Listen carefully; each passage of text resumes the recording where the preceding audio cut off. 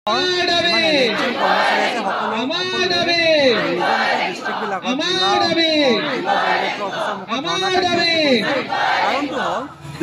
চনৰ পৰা কৰ্মৰত আমাৰ NHMৰ কৰ্মচাৰীসকলৰ আজিলৈকে যিখিনি ন্যূনতম প্ৰাপ্য পাব লাগে সেইখিনি একো নাপালোঁ। আমি এটা সামান্য মজুৰি এটা পাই কাম কৰি আছোঁ NHMৰ কৰ্মচাৰীসকলে। আমি বাৰে প্ৰত্যেক বছৰে প্ৰত্যেক 6 মাহ 3 মাহ 4 মাহ যেতিয়াই লগ পাইছোঁ তেতিয়াই হেল্থ মিনিষ্টাৰ আমি চিফ মিনিষ্টাৰ সকলোকে আমি আমাৰ দাবীসমূহ জনাইছোঁ, কিন্তু আজিলৈকে আওকাণ কৰি আছে তেওঁলোকে। আমাৰ মুখ্যমন্ত্ৰী ডাঙৰে 2006 চনত তেখেতে স্বাস্থ্যমন্ত্ৰী আছিল, আজি গৈ তেখেতে হেৰি হৈ গ'ল, মুখ্যমন্ত্ৰী হৈ গ'ল, তেখেত প্ৰমোশ্যন হৈ গ'ল, আমিতো একে হৈ থাকিলোঁ, আমাক একো নিদিলে। তেখেতে নিজে 2006 চনত তেখেতসকলে কৈছিলে যে আমি এওঁলোকৰ বিষয়ে কিবা এটা কৰিম, ৰেগুলাৰ কৰিম আৰু নাইবা 7th কমিশ্যন দিম বুলি কৈছিল, কিন্তু আজিলৈকে তেওঁ নিজে 2021 চনত এখন লেটাৰ আছে আজিলৈকে গ্ৰেচুইটিটো প্ৰদান নকৰিলে। আমাৰ কথাটো হ'ল যেতিয়ালৈকে আমি আমাৰ নিজৰ সমকামৰ অধিকাৰ নাপাওঁ, আমাৰ ৰিটায়াৰমেণ্টৰ আমাৰ গ্ৰেচুইটি নাপাওঁ, লগতে আমি ৰেগুলাৰ সা সুবিধা পাই সেইখিনি নাপাওঁ, তেতিয়ালৈকে আমাৰ এই আন্দোলন চলি থাকিব। আজি এই আৰম্ভণি বুলিয়ে ধৰক যদি তেওঁলোকে আওকাণ কৰে স্কেল প্ৰদান কৰক। উই ৱান্ট জাষ্টিস। NHM কৰ্মচাৰী প্ৰতাৰণা নচলিব। NHM কৰ্মচাৰী প্ৰতাৰণা নচলিব। এই জুই জ্বলিছে, এই জুই জ্বলিছে, এই জুই জ্বলিছে। উই ৱান্ট জাষ্টিস। উই ৱান্ট জাষ্টিস। উই ৱান্ট জাষ্টিস। উই ৱান্ট জাষ্টিস। সমকামৰ বেতন প্ৰদান কৰক। সমকামৰ বেতন প্ৰদান কৰক।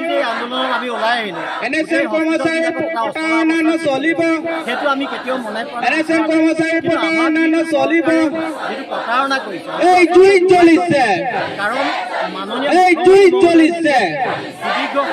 উই ৱান্ট জাষ্টিস। উই ৱান্ট জাষ্টিস।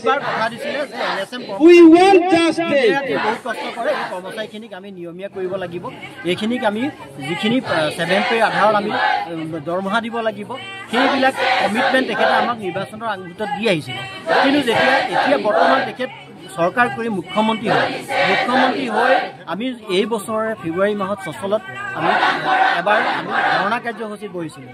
তেতিয়াও তেখেতৰ দৃষ্টিগোচৰ হৈছে। তাৰ পাছতো তেখেতে আজি পৰ্যন্ত একো এটা আমাক ৰিজাল্ট নিদিলে। আজি আমি আহি এইদৰে আন্দোলনত মাৰিবলগীয়া হৈছে যে আজি বস্তুৰ দ্ৰব্যমূল্য ইমান বেছি হৈছে যে এই মুহূৰ্তত আমি যিটো দৰমহা পাওঁ সেই দৰমহাৰে আমাৰ পৰিয়াল চলাব নোৱাৰোঁ।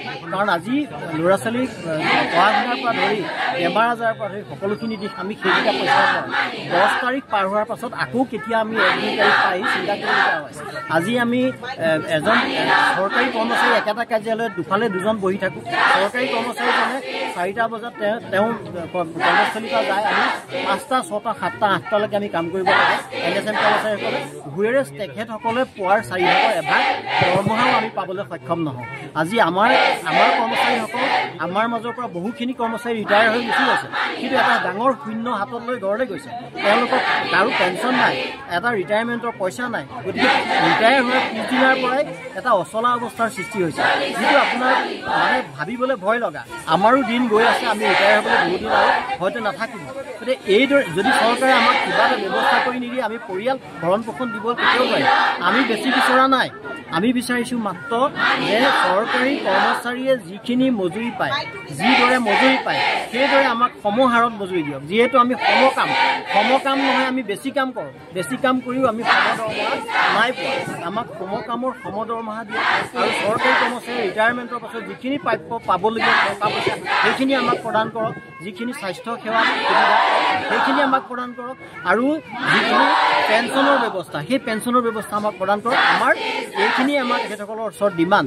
আজি বিভিন্ন সংক্ৰামক ৰোগত আক্ৰান্ত হৈ, যেনে আপোনাৰ যক্ষ্মা ৰোগত আক্ৰান্ত হৈ আমাৰ মাজৰ পৰা 15-20 জনৰ ওপৰত সতীৰ্থ কৰ্মচাৰী মৃত্যুৰ মুখত পৰিছে, কিন্তু আজি পৰ্যন্ত তেওঁলোকে এটকা পইচাও পাবলৈ সক্ষম নহ'ল। সেয়া একেবাৰে দুৰ্ভাগ্যজনক। গতিকে আমি চৰকাৰখনৰ প্ৰতি সম্পূৰ্ণ আস্থা বিশ্বাস আন্তৰিকতা আছে আমি তেখেতসকলৰ লগত সদায় আছোঁ, সদায় থাকিম। কিন্তু তেখেতসকলৰ ওচৰত আমাৰ এটাই বিনম্ৰ অনুৰোধ যে আমি দিনে ৰাতিয়ে ৰোগীৰ কাৰণে ইমান কষ্ট কৰিছোঁ, আমি কষ্টৰ বিনিময়ত যিটো আমাৰ ন্যূনতম পাৰিশ্ৰমিক, যিটো আমি সমকামৰ সমদৰমহা, যিটো চৰকাৰী কৰ্মচাৰী যিটো সমমৰ্যাদা সমদৰমহা, সেইখিনিয়ে আমি তেওঁলোকৰ পৰা বিচাৰিছোঁ। আমাক তেওঁলোকে সেইখিনি প্ৰদান কৰক। মাননীয় মুখ্যমন্ত্ৰীয়ে বহুত উন্নয়নমূলক আঁচনি হাতত লৈছে। আজি চাওক আপোনালোকে যিখিনি হাইস্কুলৰ ঠিকাভিত্তিক কৰ্মচাৰী সেইখিনি নিয়মীয়া কৰিছে, ৬,০০০ৰ অধিক কৰ্মচাৰীক নিয়মীয়া কৰিছে, অভিভাৱক শিক্ষকসকলক নিয়মীয়া কৰিছে। তেনেস্থলত এই ২০,০০০ NSM কৰ্মচাৰী আজি ২০ বছৰ অধিক কাল কাম কৰাৰ পাছতো আমাক কিন্তু নিয়মীয়া কৰিবলৈ তেখেতে আজিলৈকে চিন্তা কৰা নাই। গতিকে আমি আশাবাদী তেখেতে কথা ক'লে কাম কৰে, তেখেত এজন কামৰ মানুহ, দক্ষ এজন মুখ্যমন্ত্ৰী।